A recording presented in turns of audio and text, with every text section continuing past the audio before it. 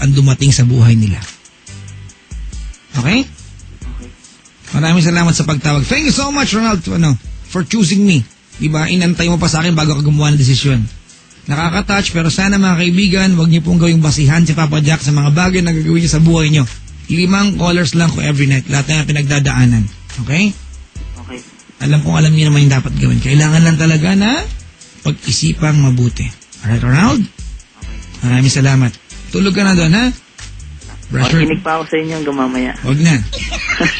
Brush your teeth, okay? Tapos na po. Tapos na? Pamoy nga.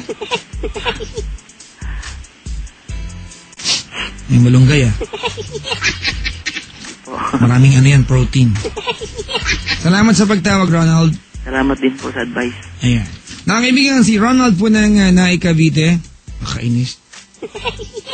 Papa Jack, gumagayin yung babae kasi alam niyo may hasalo sa kanya. Tama, di ba? Gumagayin niya. Subukan mong wala ka sa buhay niya.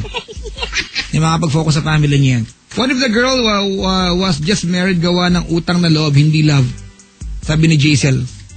Saan mo nakuha yan? Nag-iimbento ka? Ano mo ganyan sa kwento na to, Kung ganun yung usapan, di na pinag-usapan. Hindi ganun yun, Ba't nag-iimbento ka na ibang Diba, mga kaibigan? Huwag kang pakasal. Huwag kang makisama, huwag kang pakasal. Diba? Not even makisama sa ibang tao because of utang na loob. Be with someone because you enjoy and feel the magic of being with someone. Hindi alam mo utang na loob ka.